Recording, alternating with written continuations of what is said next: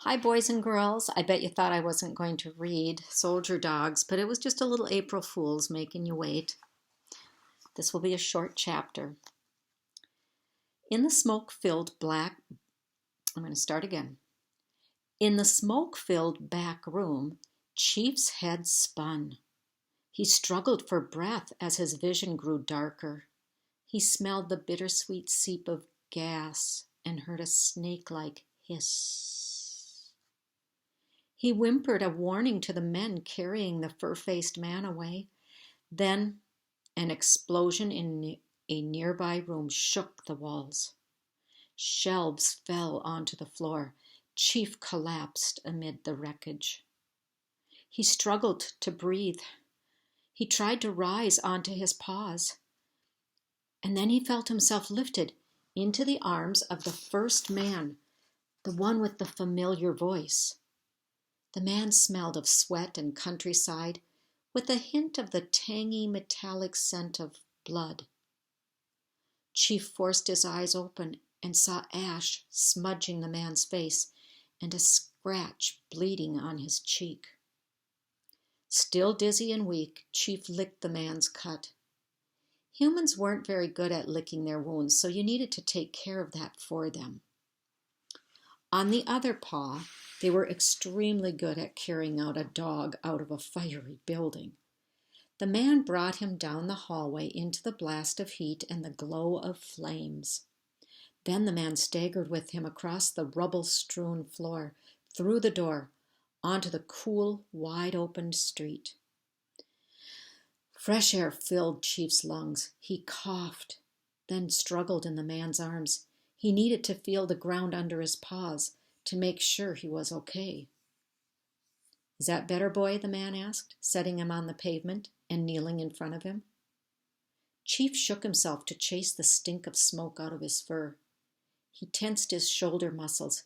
He felt the strength in his legs. He felt much better. "You look okay. What's your name, boy?" The man reached for the jingling collar that Chief wore to help his people find him. "Chief." Chief barked. "Good boy, Chief," the man said, laying a gentle hand on his chest. "What a good boy." "Hey, Landry," another man said. "You coming?" "Not without Chief," the one called Landry said. "This dog's a natural." A strange, ominous grinding sounded from the building. Chief raised his hackles. The walls weren't going to stand for much longer. He knew they were going to collapse. "A natural what? Flea motel?" "Nah, he's a natural search and rescue dog," Landry said. Chief shifted impatiently. Landry kept yelping at his packmate like he couldn't tell that the building was about to collapse. Chief heard a deep creaking, then the crack of fire-weakened beams. In just a few heartbeats, the entire place would fall, and the humans were standing directly outside it, without a care in the world.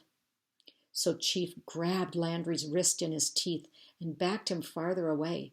"Hey, he's biting you." "He's not biting me. A German Shepherd like this, if he bit me, he'd break my bones. No, he wants to show me something down the street." Landry's tone changed. "Don't you, Chief? Isn't that right?" Chief pulled him another few steps. "What is it, boy? What do you—" Crash! There was a rumble. The burning house fell in on itself. Flames washed onto the street.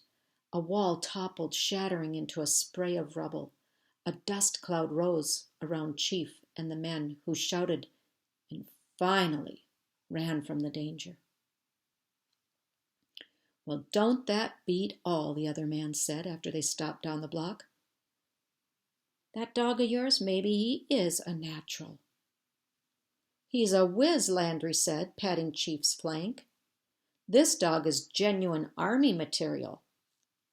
Chief heard admiration in the man's smoke-roughened voice and peered up at his face. Maybe the man wasn't smart enough to run from a collapsing building, but Chief liked him. He reminded Chief of Eric.